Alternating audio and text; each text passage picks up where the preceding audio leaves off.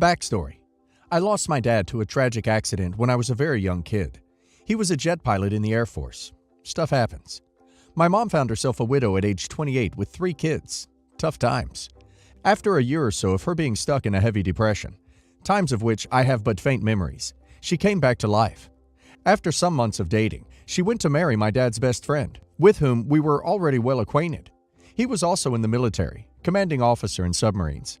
My dad's family was not pleased at all with that wedding, to the point that my grandmother forbid any relative from attending it. They felt like it was disrespectful to my dad's memory, legacy, and they felt like they had a say in how my mom would lead her life from now on. Yeah, like what the duck, right? I would have enough material to run a multi-installment story about my dad's family and their bewildering sense of entitlement with our lives. But for now, I'll just focus on my aunts, since that moment was probably the highest ranking in terms of induced astonishment for us. So we are now some years in my mom's second marriage. The year is 90-something. I'm 9 or 10 years old, and my little stepbrother is a couple of months old.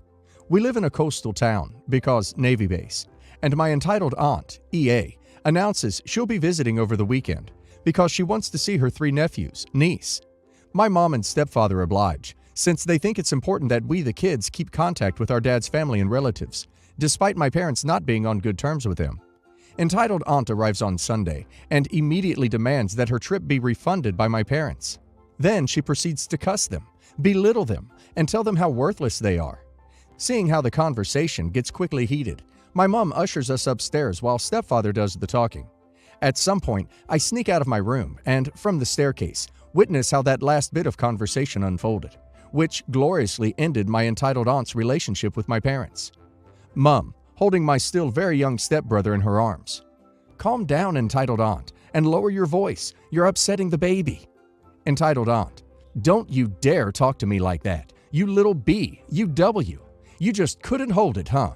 You just had to dishonor us all by getting married again so you could have S again, huh? Stepfather, shut up, entitled aunt. This is absolutely insane. I can't stand it anymore. Do you even realize what you're saying? Entitled aunt, and you horrible man. When I think you were once invited to our place for the summer by my dad's name, how could you turn so evil after that? Don't you know my parents? Have you got no respect for them? Mum, entitled aunt, you're talking absolutely nonsense. Please respect me, my freedom, and our family by leaving our home. Stepfather, now. Entitled aunt, fine. She lays her eyes on our stereo in the corner of our living room and adds after a pause, all of the sudden, but I'm taking your stereo with me as a compensation. Mum, what do you mean, a compensation? Stepfather, unable to remain patient any longer. Fine, just take it and go the duck out of the place. Stepfather goes to unplug the stereo while entitled aunt quickly grabs some random CDs that were lying around. Entitled aunt is quickly shoved out of the house by stepfather, and my last memory of that afternoon is of her, seen from the window of my sleeping room, as she was trying to stuff the said stereo in her luggage, open in the middle of our driveway. She was never invited again, and never tried to invite herself at our place after that. P.S. As I grew older, I was able to develop some sounder relationship with most of the relatives on my dad's side, but entitled aunt somehow always remained a bit shy and distant. Forget the stereo. That entitled B should have simply been shoved out the door and told never to darken their doorstep again, complete with a military boot up the chocolate chute. It boggles my mind how people can judge widowers, especially young ones, for getting married again. Are they supposed to mourn for the rest of their lives? Like they're never allowed to love another person again. If they get married again, it's disrespectful to the first spouse. I mean, if you have another kid, you don't stop loving the first kid. Yeesh. My husband, let's call him David, and I got married in February 2018.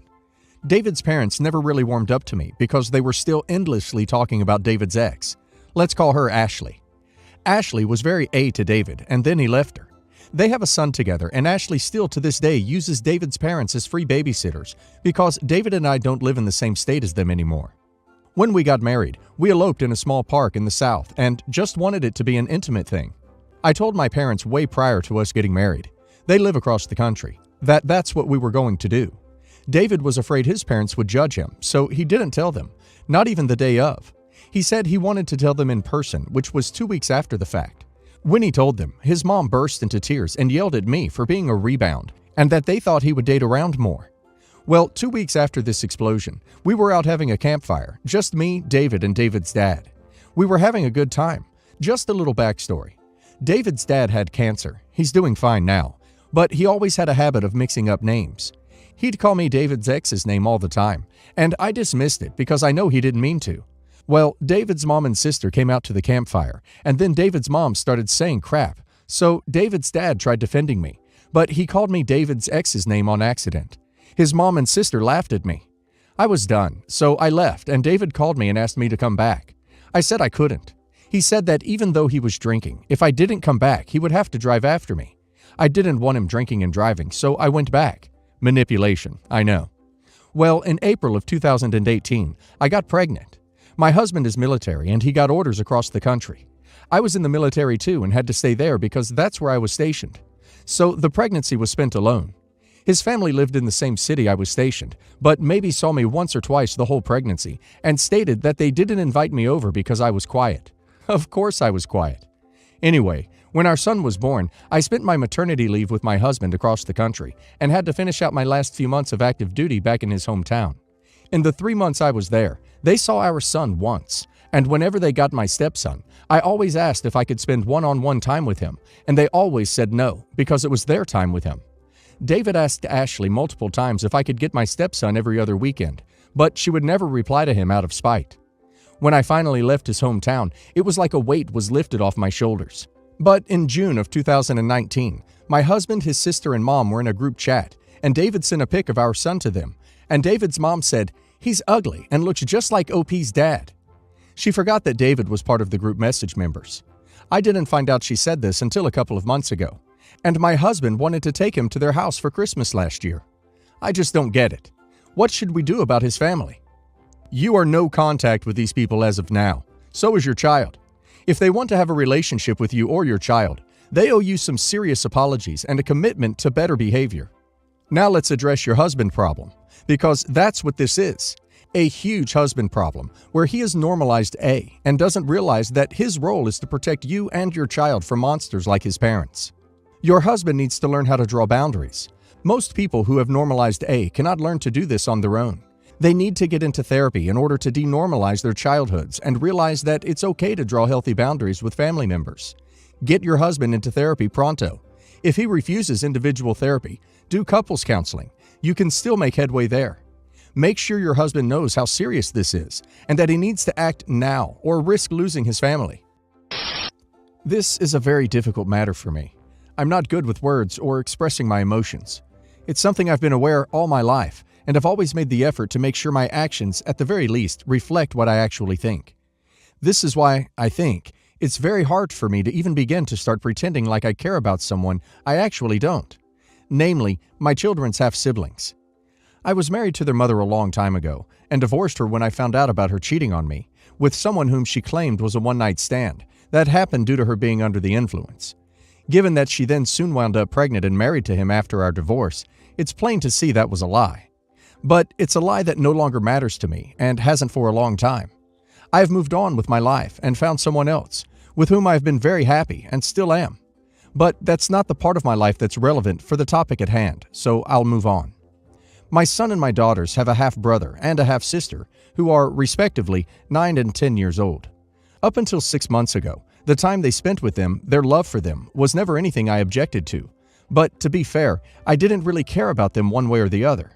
I have never been anything but civil and polite, and regardless of the past between their mother and myself, I have never mistreated the children, or looked at them with contempt or disdain or disgust. They're children. They're innocent in the whole matter. I have said this once or twice to my own children when they asked me about it.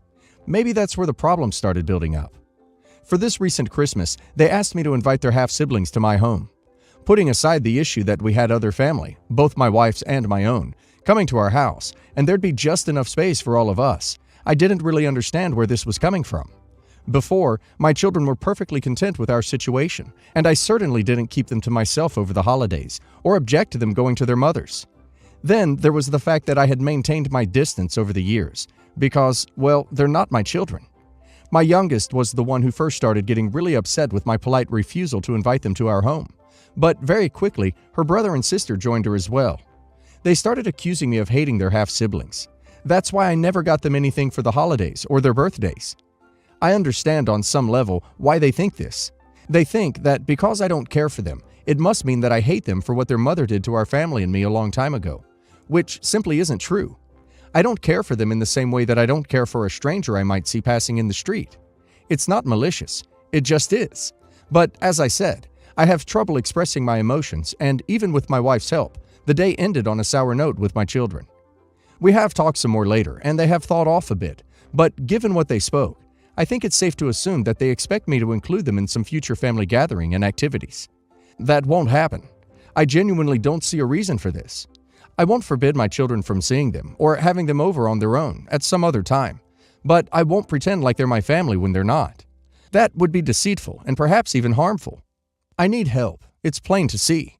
I'm looking for advice or suggestions, maybe even guides on how to handle future situations like this. I don't want to damage the relationship I have with my children any further. I love them a great deal, and I'm here to ask for your help. What can I do? I guess I'm confused as to why these kids wouldn't be spending their big days with their actual aunts and uncles. Where did this weird notion of going to dinner with a different family come from? Ask your older kids about this. At 15 and 17, it's kind of surprising that they can't understand you have no interest in developing a relationship with these kids. I wouldn't either. I really think you need to work with your wife to talk to them about how they are not and will never be your family, and that you would prefer to keep that part of your life separate. I'm female, 38, 8 years older than my sister, female 30. Because of our age difference, my parents tried 2 different parenting styles on us. While they were very strict with me, they spoiled my little sister very much. My dad used to joke that they learned from their mistakes when raising me to perfect parenting when it came to my sister. I suffered depression growing up, and I think that made my parents resent me a little. They had no issues with my sister. She was, obviously, to me and many others, the favorite child. I'm ashamed to admit that I grew up so jealous of my little sister. The jealousy turned into indifference when we grew older, partly because of the age gap, making it impossible to find common interests, while always being in different stages of our lives, but mostly because I couldn't handle her feeling entitled to whatever she fancied. We got a bit closer in recent years. I met my husband, male 40, when I was 25, and we got married within a year. We decided very early on that we didn't want children. We have been living a very happy and quiet life. My sister got married 5 years ago. Unfortunately, she found out not long after that her chance of having biological children is very slim. This devastated her since she was dying to start a family. I found out in the middle of November that I was 12 weeks pregnant, twins. I was very shocked to say the least because I was on the pill. I also felt immense happiness, which was surprising since children were never in my plans. My husband cried actually when I told him that I was actually happy, so we decided to keep them. When I called my mom to tell her, her reaction broke my heart. Her first question was, "Are you going to keep it?" Then she kept saying, No, you can't be doing this to your sister right now. Are you seriously considering having children?" She asked me that I should let her be the one to tell my sister and dad. When I ended the call, I cried all that afternoon. Not even when my husband conjured 2 large pistachio gelatos did I stop crying. My father texted me congratulations, but my sister's reaction was the worst. She texted me that I was a vindictive bee, that I'm doing this now to get back at her for being mistreated as a child, that if I don't have an A, my babies will probably be R-slur, for having an old hag as a mother. I forwarded the text to my mom, who called and started crying, asking me to be understanding. My sister is hurting, and I needed to give her time. A few weeks ago, my mother texted me. Neither mom or dad has seen or called me since I broke the news. That husband and I will have to celebrate Christmas without them, because my sister isn't ready to be around pregnant women. I answered that I wasn't counting on that. Yesterday, she texted again asking for the keys to my vacation home. Huh? Before I found out I was pregnant, the plan was to spend the holidays in my and husband's vacation home up north to guarantee snow on Christmas Eve, and we could go skiing. My mom thought that when she disinvited us, that she still would use our home. You're pregnant, so you can't ski anyway, and your sister needs the vacation. I don't know what to do. I can't describe my indignation and distress. But the thing is, my husband and I are going to spend Christmas with his sister and her family, so we don't need the vacation home. I still can't believe they're still going ahead with the plans sans me. I am so bitter right now. Don't let them use your holiday cottage. Tell them since they will not be joining, you plan to party with friends. Their treatment of you is shockingly bad. If it were me, I wouldn't hand over the keys, and I wouldn't bother explaining why. I suspect you're a nicer person than me, but also keep in mind that every such decision sets a tone for the next one. Handing over the keys would say that you're okay with being excluded and used, reinforcing the expectation that you exist to provide unquestioningly. Over time, your parents and sister may assume that you will prioritize them over your own kids. I would suggest taking a stand, sooner rather than later.